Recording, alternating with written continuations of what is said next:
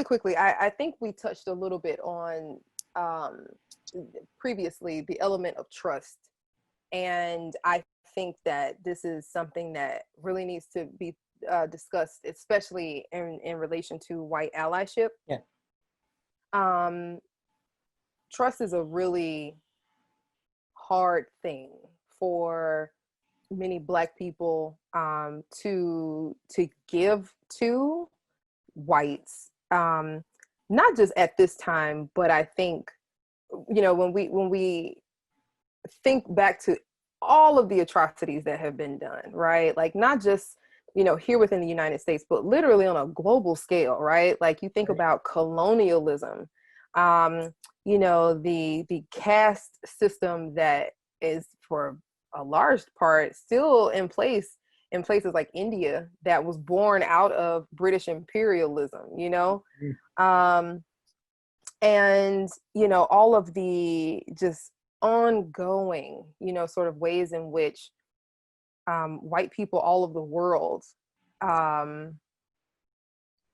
harmed, have stolen from, have killed, have oppressed, have raped the land, its resources, have eradicated entire indigenous and ancient language systems, for example, or cultural practices, you know. It's there's for many Black folks and for many other non-white people, there's this big question about trust. How can I trust white people, even those who profess to be allies? You know what I mean? And trust is so delicate, and it's like once we get to a place where we are trying to trust in what white people are saying and what some white people are doing, it's like something else comes through and totally, you know, gets rid of that. Like this person isn't my tribe. Like those things happen.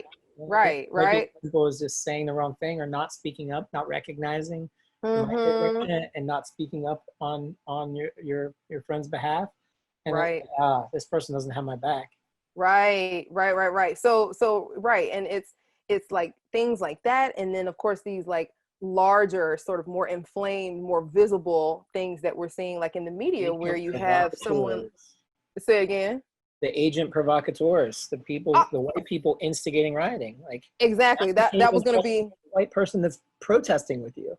Yep, that was going to be my next point. So yep, you know exactly where I'm going. So, you know, it's hard, you know, and almost impossible for Black people, and for Latinos, for Asians, for Middle Easterners, and, you know, everyone, all non-white people, to really say like, yeah, I trust this white person when they're showing up to our rallies, to our protests, or, you know, at work, when someone who's white, you know, comes over to me and wants to forge a friendship or wants to befriend me or something. Like I don't know if I can trust this person, you know.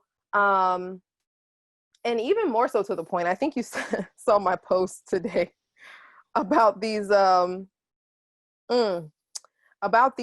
influencers who, in their quest to highlight their solidarity for the Black Lives Matter movement, and many of these people are European. I saw there's a couple of German beauty influencers, and some of different European nationalities as well.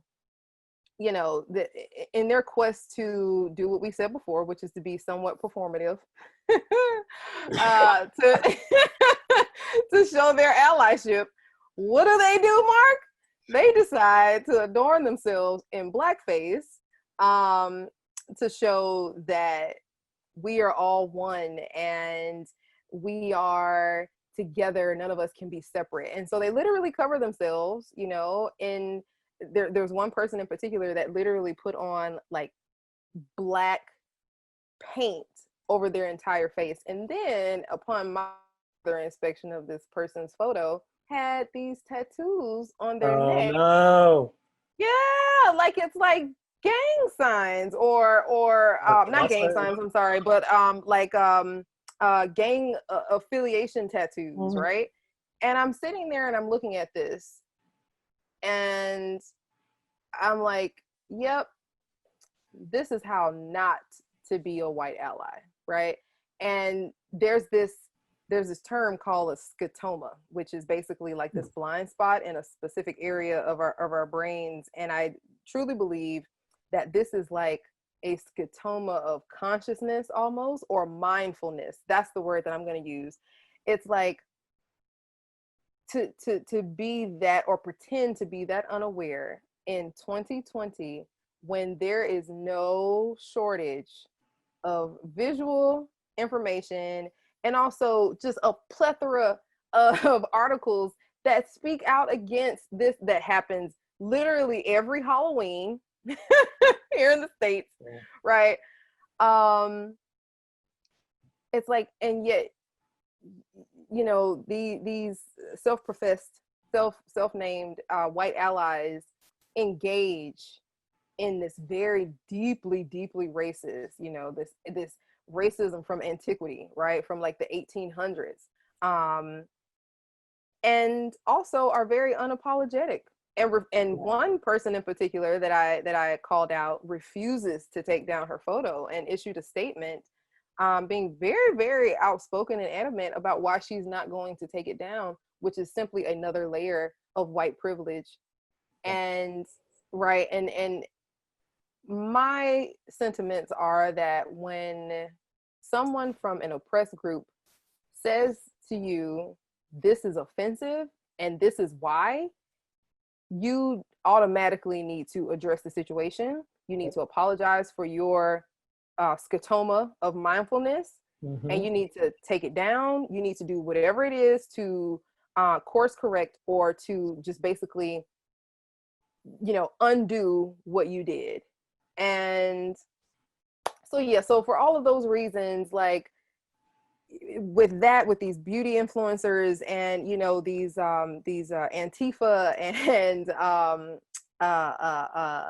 anarchist rioters, who sort of ignited and fueled these flames that were already fueled by the police, it's hard for Black people to trust, I mean, white people in general, but especially white allies, because anytime we've ever extended the olive branch, it's always been snapped into. Oof. You know? You said that beautifully. I want to address also, an apology needs to include a repair. That's how you Mm. apologize, right? So Mm. you Yes. acknowledge that what you did was wrong. You Mm-hmm. you you say what you'll do different next time, Yeah. and then you say, "I'm sorry, I caused you damage. Is there something I can do to repair the damage?" Right? Mm-hmm. Damage of Mm-hmm. slavery still hasn't been repaired. Mm-hmm. Mm-hmm. Part of That's a great your point. thing, right?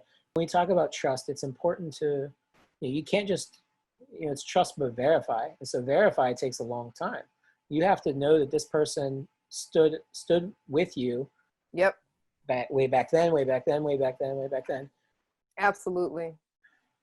Yeah. I love that. Trust but verify. And That's Reagan. That's a Reagan quote. I'm sorry. ooh. No, but it's real. I think I can separate the message from the source, as it were.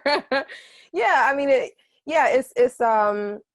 is difficult. It is hard. And I think, it's because it's been, like I said before, every time an olive branch is extended, or we have opened our arms and welcomed, certain white people or white institutions, Yeah. right, like focusing on the structures, welcome them into the community, it has, completely eviscerated Black folks, and